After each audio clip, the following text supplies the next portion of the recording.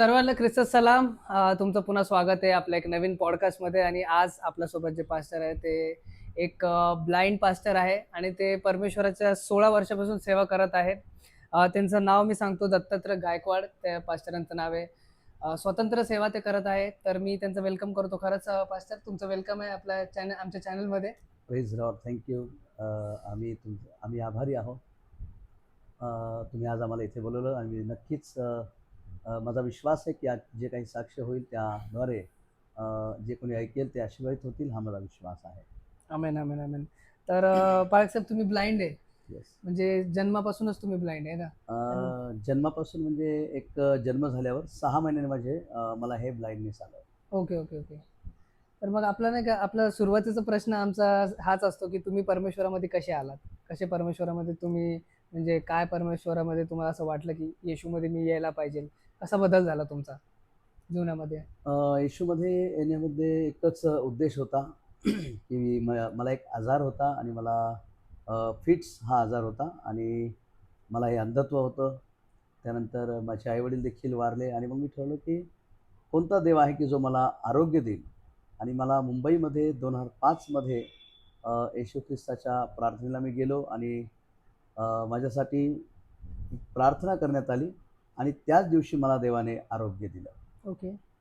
आणि मग त्या दिवशीचा हा माझा पहिला दिवस होता. नाही तर मी आत्महत्या करणार होतो, कारण माझ्या जीवनामधले सगळे होप्स संपले होते. परंतु आज एकच आशा आहे, येशू ख्रिस्त. आणि म्हणून आमच्या चर्चला आम्ही नाव देतो की लिव्हिंग होप मिनिस्ट्री. ओके. या. तर लिव्हिंग होप मिनिस्ट्री ती तुमची स्वतंत्र मिनिस्ट्री? येस, स्वतंत्र सेवा. Okay, okay. तर मग तुमच्या जीवनामधले टेस्टिमनी आम्हाला आवडेल आणि ऑडियन्सला पण आवडेल की काय तुमच्या जीवनामध्ये टेस्टिमनी झाले की तुम्ही एक नॉन बिलीव्हर होते, नंतर तुम्ही एक बिलीव्हर झाले, येशू ख्रिस्तामध्ये आले. तर त्या टायमिंगचं जीवन, आत्ताचं जीवन कसं चालू आहे आणि काय अशी टेस्टिमनी झाली? त्या जीवनामध्ये, त्या काळामध्ये असं होतं की मी अंध असल्याकारणाने मी स्वतःला एक निराश म्हणून बसायचो की बाबा मलाच हे अंधत्व आहे का? मीच अंध आहे का? परंतु आजही आम्ही पाहतो आपल्या महाराष्ट्रामध्ये 9 लाख अंध लोक या महाराष्ट्रामध्ये आहेत. ओके. आणि यामधून एक 10% अंध लोक प्रभूमध्ये आले. आमेन. प्रत्येकाचा वेगवेगळा अनुभव, जसा की माझा अनुभव आहे की मी 6 महिन्याचा होतो तेव्हा माझे डोळे गेले आणि मग मला डॉक्टरने माझ्या आईला सांगितलं की आता तुमचा मुलगा पाहू शकणार नाही. तर माझी आई त्याच दिवशी वारली. आईचं प्रेमही मला मिळालं नाही. बट आईपेक्षाही मला एक येशूचं प्रेम मला मिळालं, जे परमेश्वराने आपल्यावर केलं. जसं योहान 15:16 म्हणतं की तू मला निवडलं नाही तर मी तुला निवडलेलं आहे. आमेन, आमेन. आणि मग अंधत्व झाल्यावर वडिलांनी मला पाण्याच्या विहिरीमध्ये फेकलं. मी 2.5 वर्षाचा होतो. ओके. तर तिथेही मला प्रभूने वाचवलं. पण कोण प्रभू आहे मला हे माहीत नव्हतं. एका अंकलच्याद्वारे मला प्रभूने पाण्यातून काढलं आणि कोण प्रभू आहे हा मी शोध घेत होतो. जेव्हा मी शिक्षणाला सुरुवात केली, हे माझं ब्रेल लिपीचं बायबल आहे. ओके. आणि आता मला दुःख वाटत नाही, त्यावेळेस मला दुःख वाटायचं. पण जेव्हा माझं 12वी मी पास झालो आणि येशू ख्रिस्ताकडे जेव्हा आलं, तर मला असं मी कोणत्यातरी एका प्रकाशात मी चालत आहे. आणि तो असा प्रकाश आहे की तो कधी न संपणारा प्रकाश आहे, तो कधी न विझणारा प्रकाश आहे. आणि तो प्रकाश येशू ख्रिस्त आहे. जरी देवाने आमच्या डोळ्यात दृष्टी नाही ठेवली, पण आमच्या बोटामध्ये दृष्टी ठेवली की आम्ही या बोटाद्वारे बायबल वाचन करतो, कॅम्प्युटर ऑपरेट करतो, त्यानंतर अँड्रॉइड मोबाईल ऑपरेट करतो. बरोबर. आणि म्हणून एकच सांगावं वाटतं की जीवनामध्ये जर आम्हाला असं वाटतं की कोणीतरी व्यक्ती आमच्या सोबत आहे, पण ती व्यक्ती एकच आहे, ती आम्हाला दिसत नाही, पण ती अनुभवातून आम्हाला दिसते आणि ती आहे येशू ख्रिस्त. आणि म्हणून नेहमीच माझं एक गाणं रोजचं असतं, जीवनाच्या रस्ता मिळे जीवनाच्या गाडीला, तारणारा येशू राजा आहे माझ्या जोडीला. तर मला विहिरीतून जेव्हा काढलं आणि औरंगाबादमध्ये इथे नारेगावला ब्लाइंड स्कूल आहे, त्या ठिकाणी मला ॲडमिशन मिळालं. पण मला नंतर कळलं की माझे वडील पण नाही राहिले या जगामध्ये. वडील पण वारले, आई वारली आणि मला एक भाऊ, 2 बहिणी आहे. आमचं गाव सिल्लोड आहे. ओके. तर ह्या लोकांनी कधी माझा हात धरला नाही. आणि शाळेमध्ये शिकत असताना मी म्हणायचो की हे डॉट डॉट कोण वाचल? पण आज या डॉट डॉटचा इतका मोठा फायदा झाला की आज बरोबर. अनेक डॉट दूर होते जीवनामध्ये आमेन, जे आमेन. डॉट्स आहे येस येस येस. ज्याला आपण म्हणतो की अडखळणं आहे. बरोबर बरोबर. आणि आज जर कदाचित हे ब्रेल लिपी जर मी वाचलं नसतं कदाचित तर मलाही ख्रिस्त कळाला नसता. अं, मला वयाच्या 5व्या वर्षी फिट्स हा आजार सुरू झाला. मला ओके. फिट्स यायला लागलं, ज्याला आपण घुरं म्हणतो आपल्या मराठी भाषेमध्ये. बरोबर बरोबर. आणि तुम्हाला माहिती आहे ते कुठंच बरं होत नाही. परंतु मी बरेच ठिकाणी बरेच डॉक्टर आणि डॉक्टरांनी हात काढून घेतला की आता हे बरं नाही होणार काही. परंतु येशू ख्रिस्ताला धन्यवाद असो की माझं फिट्स बरं होऊन आज 20 वर्ष पूर्ण होते. वाव. आणि हा माझा अनुभव आहे पहिला ओके. येशूमधला की येशूमध्ये जेव्हा मी आलो, कारण मी 1 वर्ष बिना आंघोळीचा मुंबईच्या SMT स्टेशनला मी राहिलो. माझं 12वी शिक्षण झाल्यानंतर 12वीला मला 64% मिळाले. ओके. पण जीवनामध्ये एकही % शांती नव्हती. पण आज 100% शांती माझ्या जीवनामध्ये आहे. आमेन आमेन. आणि 1998ला सावत्राई होती मला. त्या आईने मला चुलीमध्ये फेकलं होतं. बापरे. परंतु बायबल सांगतं यशाया 43मध्ये की तू जलातून चालशील तरी मी तुझ्याबरोबर असेल. नद्या तुला बुडवणार नाही, अग्नी तुला भाजणार नाही किंवा फोडणार नाही. देवाने त्या अग्नीतून मला वर काढलं, पण ते कोण त्यावेळेस मला माहीत नव्हता. 1998ला मी मुंबईला गेलो आणि 8वी ते 12वी शिक्षण मुंबईला मी सुरू केलं. परंतु ज्यावेळेस येशू माझ्या जीवनात नव्हता तेव्हा मला रस्त्याने खूप वेळा माझा ॲक्सिडेंट झाला. बऱ्याच ठिकाणी मला बऱ्याच जखमा झाल्या. पण येशू जेव्हापासून माझ्या जीवनात आला एकही ॲक्सिडेंट माझा झाला नाही. आणि तो झालाही असेल त्यात मला कुठलंही म्हणजे मला कुठं खरचटलं नाही, कुठं लागलं नाही, कारण देव माझ्याबरोबर आहे. आमेन. 9 वेळा प्रभूने मला मरणातून आतापर्यंत वाचवलं. ही तर माझी साक्ष आहे. 2 वेळा मला हार्टचा झटका आला, त्यातूनही प्रभूने सोडवलं. पण मुंबईमध्ये माझा आजार बरा करण्यासाठी मी जेव्हा गेलो, मी ऑर्केस्ट्रामध्ये काम करत होतो. मी तोंडावर तबला वाजवत होतो. मी ऑडियन्सला हा तबला वाजवून दाखवेल की आम्ही हा तबला कसा वाजवतो.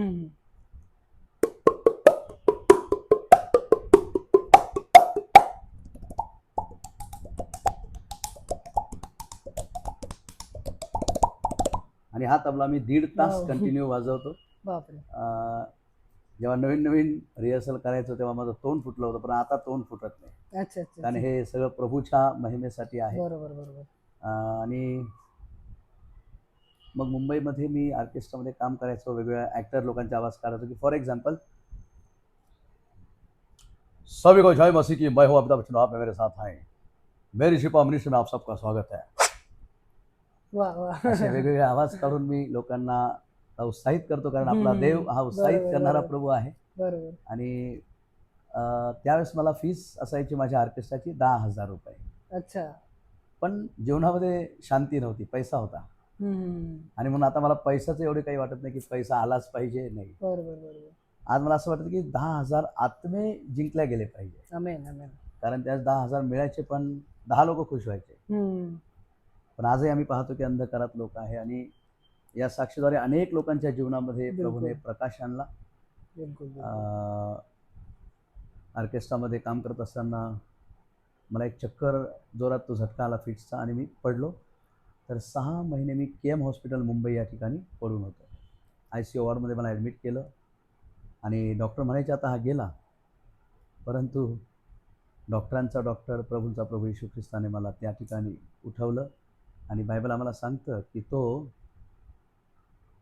आंधळ्यांची डोळे उघडण्यासाठी त्याने अनेक सेवकांना या जगामध्ये ठेवलेलं आहे. आणि माझ्यासाठी एका बहिणीला प्रभूने ठेवलं होतं. एक विमल सवई नावाची एक बहीण आहे, आज ती प्रभूकडे गेलेली.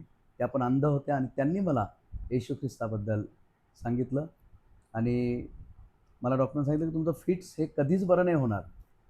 पण जेव्हा आम्ही चर्चमध्ये गेलो, माझ्यासाठी प्रार्थना केली आणि जसं बायबल सांगतं की जा, तुला तुझ्या विश्वासाने बरे केले. मी ऐकणाऱ्यांना, पाहणाऱ्यांना एकच सांगेल की प्रभूवर तुम्ही विश्वास ठेवा आणि प्रार्थना विश्वासाने करा. जर आम्ही पाहतो की दिवसाचे 24 तास आहे ना, 12 तास आणि दिवस आणि 12 तास रात्र आहे, तर त्याचा दशांश म्हणजे आम्ही 2 तास 40 मिनिटं आम्ही प्रभूला दिले पाहिजे. बिलकुल. जसं डॅनियल आम्ही पाहतो की दिवसातून तो 3 वेळा प्रार्थना करायचा. मिनिमम आम्ही दिवसातून 2 वेळा, आणि ज्याच्याकडे जास्त वेळ असेल त्याने तर मी म्हणेल दिवसाला 1-1 तास, 1-1 तास दिला तर किती चांगलं होईल. कारण बरोबर. त्या प्रार्थनेद्वारे आपलं जीवन आणि आपलं परिवार सामर्थ्याने भरेल. आमेन. कारण हा माझा विश्वास आहे की जेव्हा जेव्हा मी प्रवासात असतो, माझा प्रवास आतापर्यंत 17 राज्यांमध्ये झाला. वाव. ट्रेननी जातो, बसनी जातो. आणि तुम्ही एकटे ट्रॅव्हल केलेले? येस, मी एकटाच ट्रॅव्हल करतो. वाव.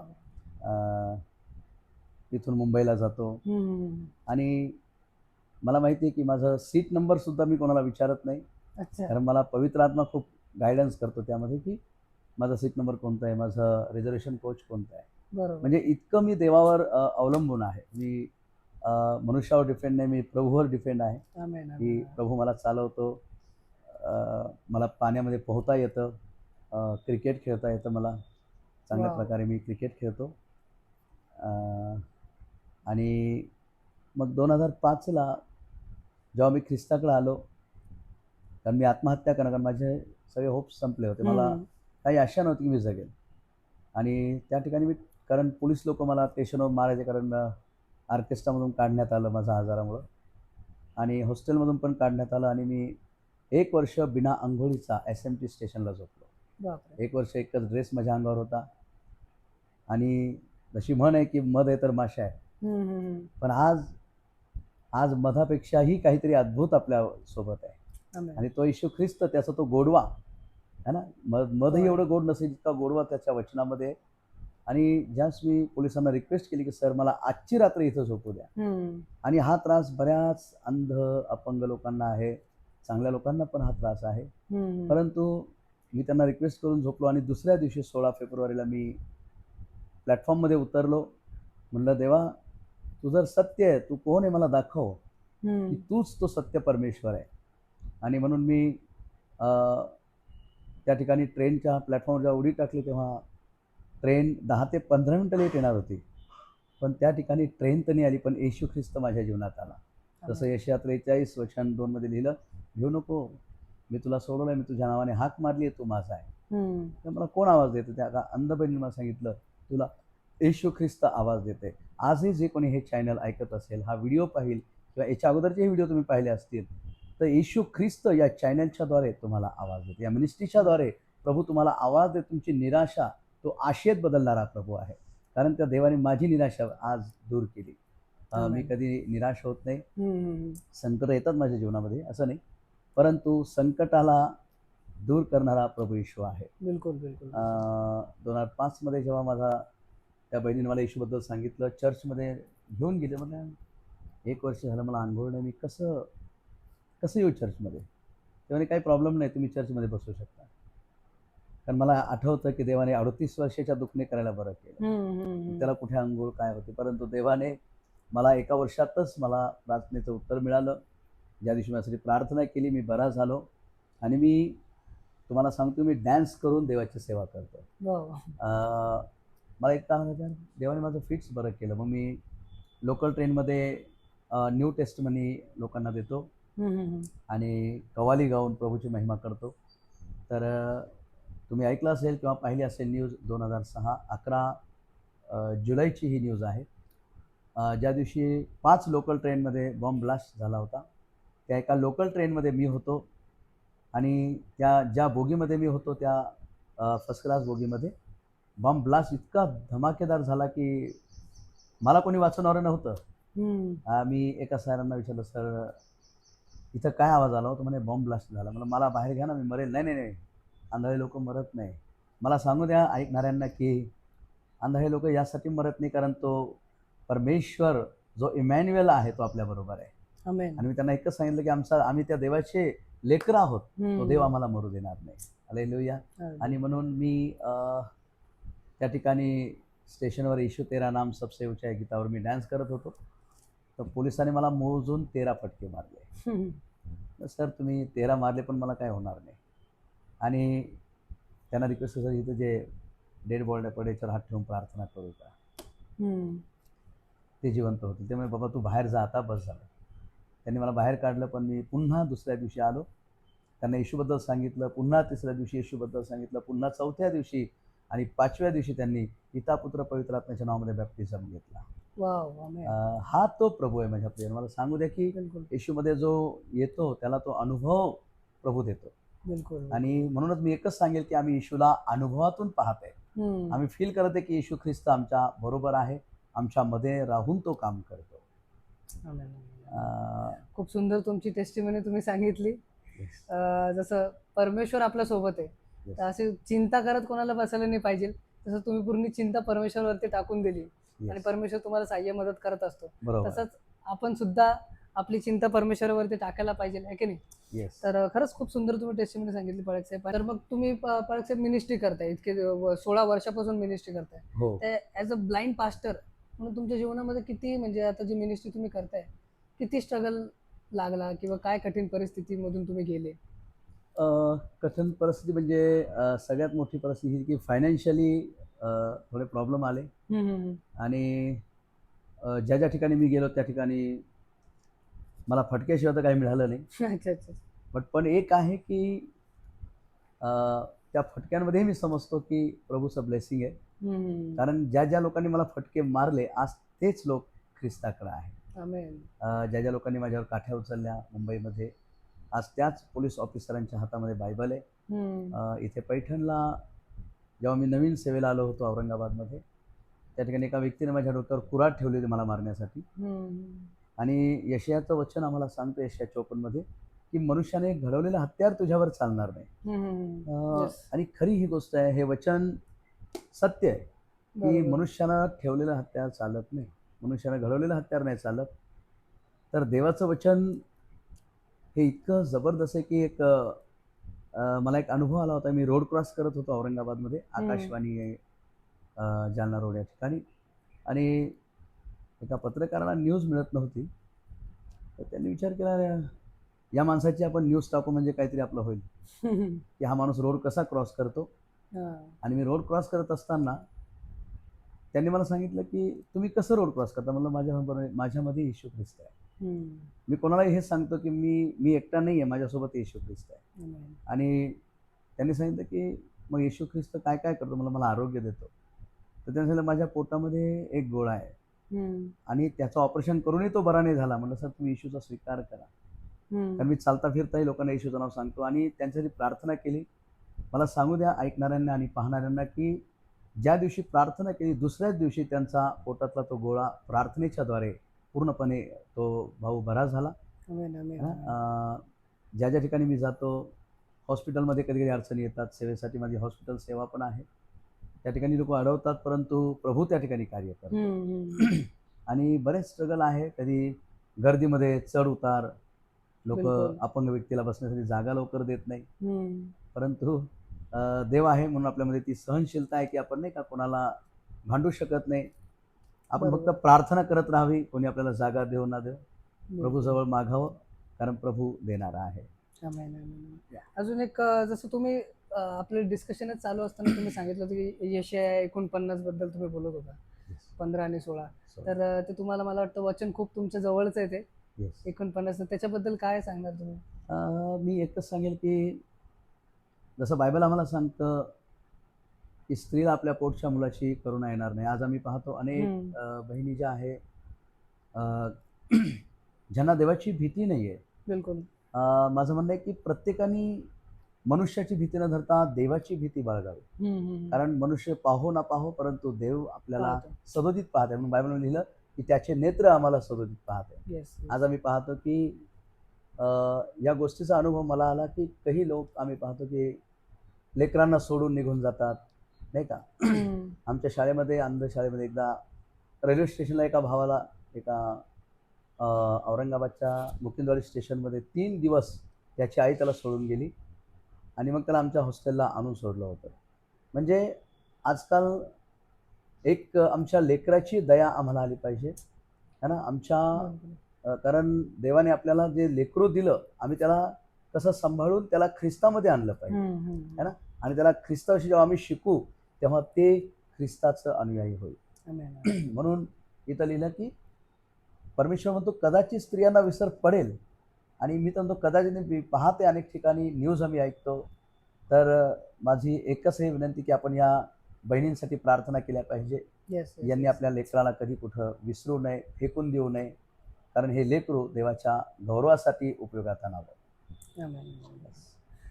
अजून एक प्रश्न, जसं आपण आता तुम्ही टेस्टमध्ये सांगत होते की स्ट्रगल बद्दल आपण चर्चा करत होतो, तुम्ही सांगितलं की जे मी प्रार्थना केली त्याच्यासाठी, त्या व्यक्तीसाठी, की त्याच्यानंतर दुसऱ्या दिवशी तो बरा झाला आहे ना. येस. तर प्रार्थना किती महत्वाची आहे आपल्या जीवनामध्ये, एखाद्या व्यक्तीच्या जीवनामध्ये प्रार्थना किती महत्वाची आहे? प्रार्थना ही खूप महत्त्वाची आहे आणि मी तर म्हणेल की गोळ्या औषधापेक्षा, असं म्हणणार नाही तुमचे गोळ्या औषधं बंद करा, परंतु हा माझा वैयक्तिक माझं सांगणं आहे की मी सुद्धा गोळ्या, मला सध्या बीपीचा प्रॉब्लेम आहे, परंतु मी प्रार्थना करून गोळी बॅगेत ठेवतो, ओके, पोटात नाही टाकत. अच्छा, आणि आजही माझा बीपी नॉर्मल आहे. वाव, म्हणजे प्रार्थनेला मी सर्वात पहिलं महत्त्व मी प्रार्थनेला देतो, कारण त्या ख्रिस्ताने माझा एवढा मोठा आजार फिट्स बरा केला.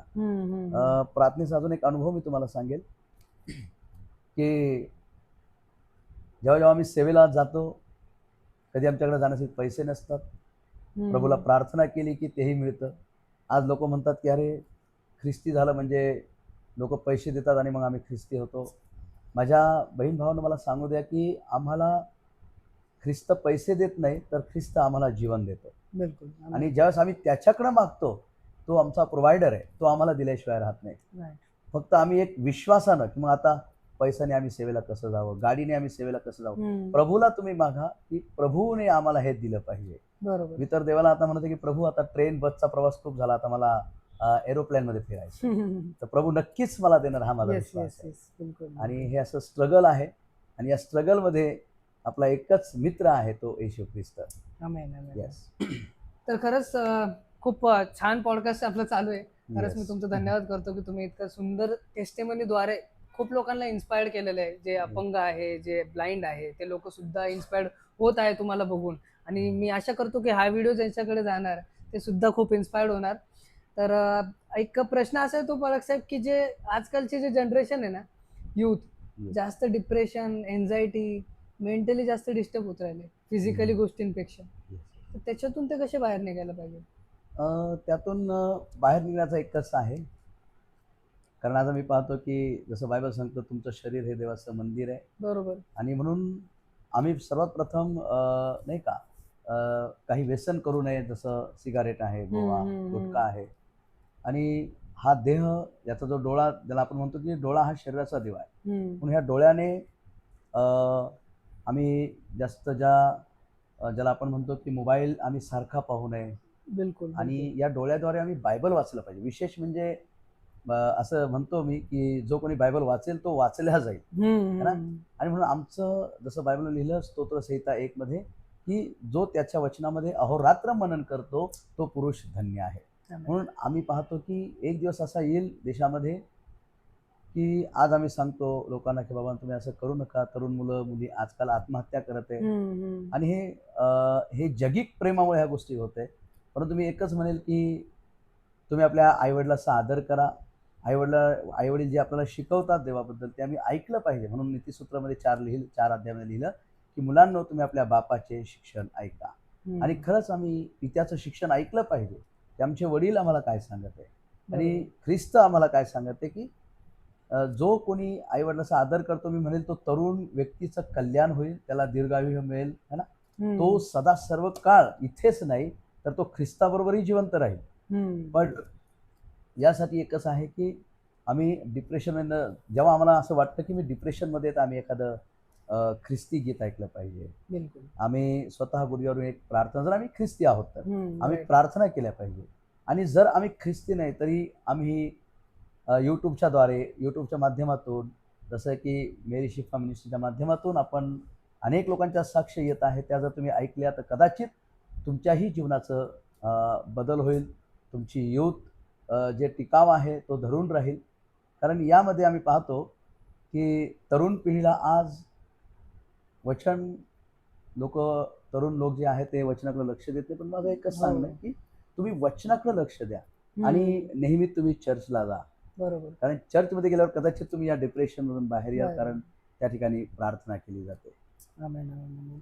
आणि एक प्रश्न असा होतो की तुमचे जे आपले जे ब्लाइंड आहे कोणी मेंबर्स किंवा जे ब्लाइंड लोक आहे, जे ऐकताय पॉडकास्ट, किंवा जे अपंग लोक आहेत त्यांच्यासाठी काही तुमची योजना आहे का पुढे जाऊन काय फ्युचरमध्ये?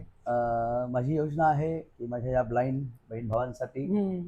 की तुम्ही निराश होऊ नका, कारण माझ्या योजनेपेक्षा प्रभूची योजना मोठी आहे. बिलकुल बिलकुल. आणि तुम्ही जेव्हा हे चॅनल ऐकाल, हा व्हिडिओ तुम्ही ऐकाल, पाहाल, तुमच्या घरामध्ये रिवायवल आल्याशिवाय राहणार नाही. आमेन. आणि तुम्हाला असं वाटतं की बाबा मी अंध आहे, मी अपंग आहे, मी कसं या जगामध्ये चालेल? हो तर हो. तुम्ही अनेक अंध लोक आज आम्ही पाहतो, कोणी बँकेमध्ये मॅनेजर आहे, कोणी CA आहे, कोणी आमच्या ब्लाइंड अपंगांमध्ये काही लोक पास्टर आहे. आहे आहे तर बिलकुल. माझं म्हणणं, तुम्ही अशा लोकांच्या साक्ष ऐकून आपल्या निराशेला तुम्ही आशेत बदलू शकता. हम्म. आणि निराशा दूर करणारा प्रभू येशू आहे. तर माझं एकच सांगणं आहे की तुम्ही स्वतःला कमजोर म्हणू नका की मी डोळ्याने कमजोर आहे. हा हा. कारण प्रभूने आपल्याला जरी डोळ्याने जरी आपण कमजोर आहोत, योहान 9 अध्यायामध्ये असं सांगितलं जातं की येशूकडे एका आंधळ्याला आणण्यात आलं, एका ब्लाइंडनेसला आणण्यात आलं येस. आणि विचारलं की बाबा हा कोणाच्या पापामुळे असा झाला, याच्या की याच्या आईबापाच्या? आजकाल असं लोक म्हणतात की अरे, मलाही लोक कधी म्हणतात की बाबा तू मागच्या जन्मात काहीतरी पाप केलं असेल. माझ्या अंध बहीण भावाला मला हे सांगायचं आहे की मागचा जन्म किंवा पुढचा जन्म नाही, जन्म हा बरोबर. एक आहे. परंतु एक मी सांगेल की इथलं जीवन संपल्यावर एक सार्वकालिक जीवन आहे. येस. ते आम्हाला ख्रिस्ताकडे आल्यानं कळतं. म्हणून जर तुम्हाला असं वाटतं की मी काही पाप केलं नाही, बायबल सांगतं की हा याच्या किंवा याच्या आईबापाच्या पापानं नाही, तर हा माझी कार्य याच्याद्वारे प्रगट व्हावी म्हणून हा असा जन्मास आलाय. तुम्ही यासाठी जन्माला आलात की तुमच्याद्वारे प्रभूचं गौरव व्हावं, हीच तुम्हाला मी आज सांगेल. आमेन आमेन आमेन. खरंच खूप सुंदर असा पॉडकास्ट झाला. जसं पाळक साहेबांनी सांगितलं, ते सुद्धा एक ब्लाइंड आहे, ब्लाइंड पास्टर आहे. 16 वर्षापासून ते मिनिस्ट्री करताय, सेवा करताय आणि त्यांनी हार नाही मानली. तसं त्यांचं म्हणणं आहे की तुम्ही सुद्धा हार नका मानू. तुम्ही जर बघत असले, जर तुम्ही आंधळे असले, जरी तुम्ही अपंग असले, पण परमेश्वराच्या राज्यासाठी हार नका मानू. तो तुम्हाला नेहमी गाईड करत असतो, नेहमी सांभाळत असतो. तर त्याचं ऐका आणि त्याच्याकडे प्रार्थना करा. तर एक शेवटचा प्रश्न आपण घेऊया पाळक साहेब, येस. की जे कोणी व्ह्यूवर्स बघताय, जे कोणी ऐकताय, तर त्यांना तुम्ही काय बोलणार? मी जाता जाता एकच सांगेल, जसं बायबल आम्हाला सांगतं मत्ती 26:40 मध्ये की तुम्ही जागृत राहावं, प्रार्थना करा, म्हणजे तुम्ही परीक्षेत पडू नये. आमेन. आज अनेक प्रकारच्या परीक्षा आहे, आजार आहे, समस्या आहे, आणि आमची संगती कोणत्या लोकांबरोबर असली पाहिजे हे मी पाहणाऱ्यांना सांगेन. जे युजर आहे, जे आम्हाला फॉलोअप करत आहे या चॅनलला, त्यांना एकच सांगेल, आमची संगती ही देवाच्या लोकांबरोबर असली पाहिजे. देवाच्या जे सेवक लोक आहे, अशा लोकांसोबत जेव्हा तुमची संगती राहील, कारण बायबलमध्ये लिहिलं डॅनियलच्या पुस्तकामध्ये की आमची संगती ही कोणाबरोबर असली पाहिजे? आमची संगती ही प्रार्थना करणाऱ्या योद्धा लोकांसोबत आमची संगती असली पाहिजे, हे मी तुम्हाला सांगेल. आणि तुम्ही नक्कीच आज जे तुम्ही पाहाल, देव तुम्हाला आशीर्वादित करेल. आमेन. आमेन आमेन आमेन. खरंच थँक्यू पाळक साहेब, तुम्ही आले, तुमचा वेळ दिला. मी पण आणि तुम्हाला धन्यवाद म्हणेल की तुम्ही आम्हाला हा वेळ दिला आणि आमचे ब्रदर संदेश कांबळे यांच्याद्वारे आज प्रभूने Yes, मला yes, तुमच्याकडे yes. पाठवलं. मी खूप खूप आनंदी झालो आज. आणि माझा विश्वास आहे की तुम्ही जे इंटरव्ह्यू माझा घेतला, एकदम असं वाटलं की मी रेडिओच्या स्टुडिओमध्ये बसलेलो आहे, आकाशवाणीच्या स्टुडिओमध्ये, असं मला वाटत आहे. आणि नक्कीच मी प्रार्थना करेल की या स्टुडिओद्वारे अनेक लोकांच्या साक्षी याव्या आणि लोकांच्याद्वारे प्रभूच्या जीवनाच्या सामर्थ्याच्या नद्या वाहिल्या जाव्या, आमेन. हीच माझी प्रार्थना आहे. थँक्यू. थँक्यू. तर शेवटी जाताना एक तुमचं मला वाटतं एक सॉन्ग पण आहे. तर आमच्या ऑडियन्सला ते ऐकायला खूप चांगलं वाटेल. तर एक थोडं 2 लाईन तुम्ही जर त्यांच्यासाठी गायलं तर खूप चांगलं होईल. ओके.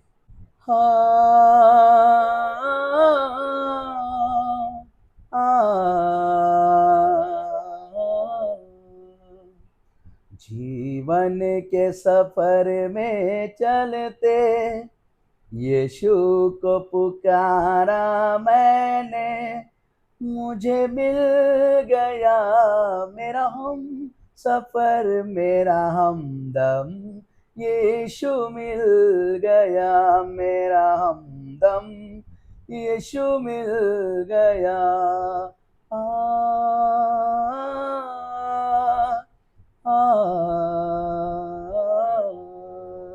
ऐसा प्यार अनोखा ना देखा, ऐसा प्यार जो धोखा ना देगा, मेरा यार मसीहा, मेरा प्यार मसीहा, मुझे एक सहारा मिल गया, मेरा हमदम यीशु मिल गया, मेरा हमदम यीशु मिल गया।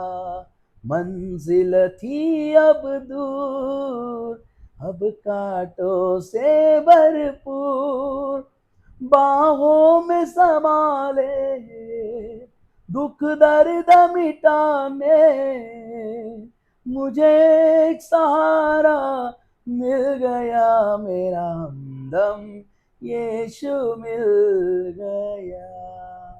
Thank you. आमेन, आमेन, आमेन.